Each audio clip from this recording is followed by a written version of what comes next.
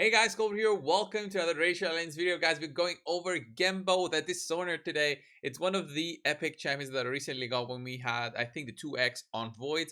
Pick this guy up.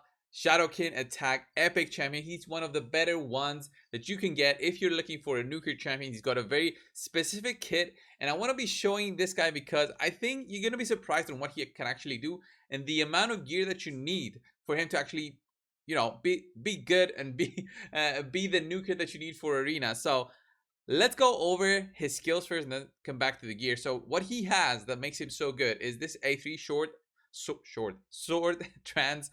Plays a 30% increased critical rate buff and a 30% increased critical damage buff on this champion for 3 turns, then grants an extra turn. So this is very important, the grants an extra turn part, because he buffs up himself 30% crit rate, 30% critical damage, which is huge for an attacker. That's what every attacker is looking for in his ideally in his kit.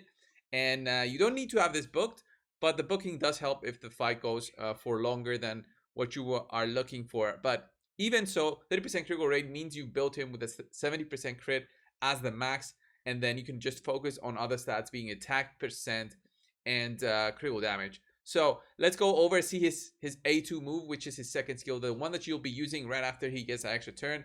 Tax all enemies, 80% chance of decreasing the duration of all buffs by 1 turn. That means that if the enemy has buffs that give him 1 turn of unkillable or 1 turn of block damage buff, anything like that, or a swift parry set, which does give the enemies that unkillable buff, then this will just eliminate those buffs, remove them, and the nuke will just go over that and kill the enemies. This is just an amazing skill. This effect cannot be resisted on critical hits. Another reason why you need that 100% crit, and another reason why he's so good. It means you don't need to split the focus on accuracy. You just get this guy with damage, and that's it.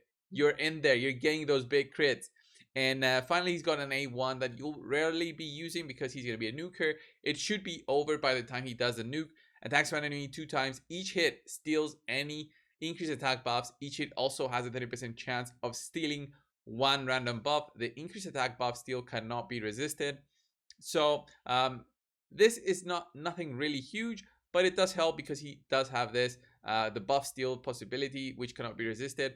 It does definitely help. It means you don't need to worry at all about accuracy, even if you were looking for doing his A1. So ideally you'll have his A2 booked, but even without the books, I think his utility is pretty high, even with that 80% chance. And then he also has a passive immune to decreased attack debuffs, fantastic against enemies that do apply that. Will ignore unkillable buffs when attacking under an increased attack buff. So this is also a fantastic skill, just because he does have the increased attack buff from let's say you're using Arbiter, or another champion will be great for arena, will be Gorgrab. Definitely use those two if you have this guy in there. The increased attack not only helps his nuke, but it helps his passive as well. He also has an aura for arena speed, but that 20% is good, but not the best one that we have available from many other champions. So let's go over the gearing that I did on this guy. I was focusing on just cruel sets, get that ignore defense in there, getting as much attack as possible from the stats overall, and then some critical damage just from the glove set and the chest, focusing on attack percent on the chest and speed on the boots. So if you get these kind of stats, like in total, it will be great, but these are more end game stats. 4.6k attack. I could get this a bit higher with some better gear, but I just honestly didn't want to move the gear from my Trunda just to get the absolute 6,000 attack. I wanted to show more of an okay build, an end game build, but not an absolutely end game build, because even my Trunda has not absolutely the best gear possible. So 4.6k attack. Want to see how much burst we can do with that. 255 critical damage and 70% crit, which is what he needs. 210 speed, because that's around what I need to be speed tuned when I'm using Lissandra in my team and Arbiter. So accuracy, I didn't focus that much. And let's go for the build. The actual build here, guys, I'm going to move myself all the way here. Helm Smasher went for Kill Streak and Methodical, Cycle of Violence. Pick that Ruthless Ambush for the big nuke. Keen Strike for that critical damage, and Shield Breaker to get more damage dealt on enemies with buffs. Ideally, you'll be running a buff stripper. If If not, then this won't really give you anything because the buffs will be removed. But even so, I'm getting this mastery with that, so kind of have to get it. This will never be the case to need Grim Resolve. I did get Deadly Precision. The reason is just get me faster to that 70% crit. But if you think you can get there with, you know, the best gear possible, and you want to go for that extra attack, go for it. I mean, it's 75 attack. It might not seem much, but his base attack is not as high as other champions. He's still an epic champion. He's got 1.4k. It could have been higher for him, but given of what he does and how he buffs himself, like this 255 actually goes to 285, which is just insanely high. So let's go over and see him in the arena, where you'll be mostly using him in the arena, honestly. Let's just keep this page because there's some annoying teams here. Here he is already. I've tried him out a little bit before I made this video. Just wanted to show you the possibility and the amount of nuking power that this guy has. So let's put this on 1x. Put the attack up. Oh, that's 2x. And then speed buff everybody. Apply the decreased defense. And then look at this. Extra turn there. Critical rate up. Critical damage up. And now if any one of those had a swift parry set, it will be ignored, because he'll be actually taking them down and ignoring the potential buffing that they'll have. So look at that. We didn't have enough damage to burst them down. So hopefully that CP will not revive. We'll see how this goes. She did revive Arbiter. So Arbiter will take a turn here. So trying to get her turn meter down. There we go. He didn't have enough nuke. So let's see. Get her. About 16k. We stole the buff. And then we should be able to take her down now. Maybe a Savage set would have managed us to get that CP down. Ideally, you want everybody to be down if you're running a single nuker. If you're not, then you're gonna be in trouble. So I will be in trouble if I go against this Torment. So I'm not gonna try and go against them. But it will help if the Torment has a swift parry set. If I was running an immunity set Genbo instead, that would help a ton. So against this team, guys, we're gonna have that Skull Crown against us. That Skull Crown will need to have a nuke that actually removes a buff, and that's where Genbo comes in. That's where his unique kit comes in, and that's what's gonna save us from just having an annoying team against us. So here we do get resisted there in removing the Turnitor from Arbiter. Might be an issue. Let's see. We do get the attack there. Okay, we managed to cut in again. Can we actually get the burst going? I think we can.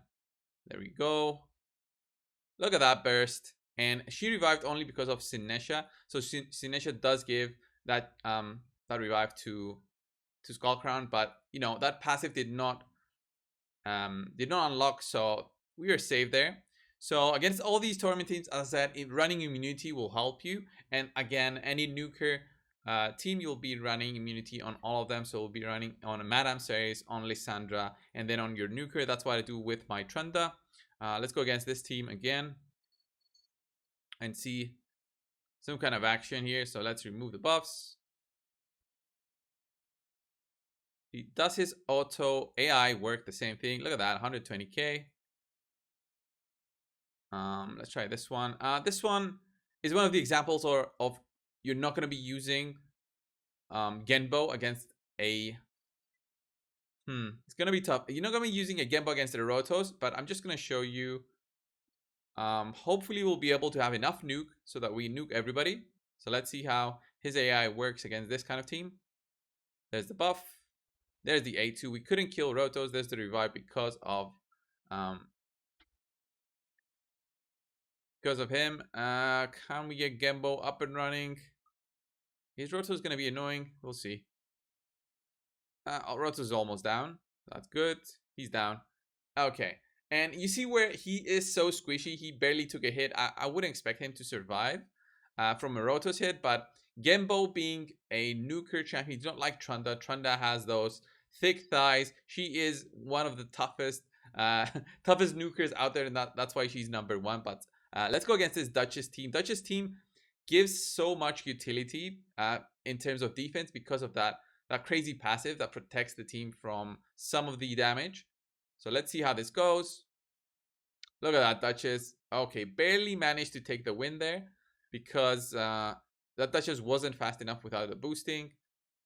Okay, this one should be an easy one. I had some cases where Genbo was not using the correct skills. Now, just to close things off, I mean, Genbo can be used in a team for dungeons. Because he's Void, he can be used in every single team. But the bad thing is, he does have that very, very low base health. So if he gets attacked, he's probably gonna die. So let's see his burst coming in a bit here. There it is. About 100,000. Again, not enough for Dungeons 25. Dungeons 25. I mean, Seer is the number one in this dungeon, so you won't have enough burst to even take it down with the amount of gear that I have right now. For Dungeons 20, I think he's going to be great. He's going to help you through the waves, but running a Reviver with Genbo is probably going to be something that is required by you. It's going to be impossible for you to keep him alive, even with a decreased attack, even with constant provokes. One of those provokes might get resisted. He's going to get attacked. He's just going to go down. The runs will not be 100% win rate. So running a Reviver with Genbo, I think, is the most efficient thing that you can do in terms of a win ratio for dungeons. I'm going to get this through. You, of course, need a Poisoner for Dragon just to finish that off. So this was Genbo the Dishonored, guys. I think he is a champion, one of the better ones in Epic nuking possibilities that you can do. His skills are just great. The gearing that he needs is way less than any other nukers available through the Void affinity. Definitely a solid champion to go for. If you did have him recently, just leave it down in the comments below on how you've geared him and how much difference he brought into your team. Thank you guys for watching. Subscribe if you haven't already, and I'll see you guys in the next one. See ya.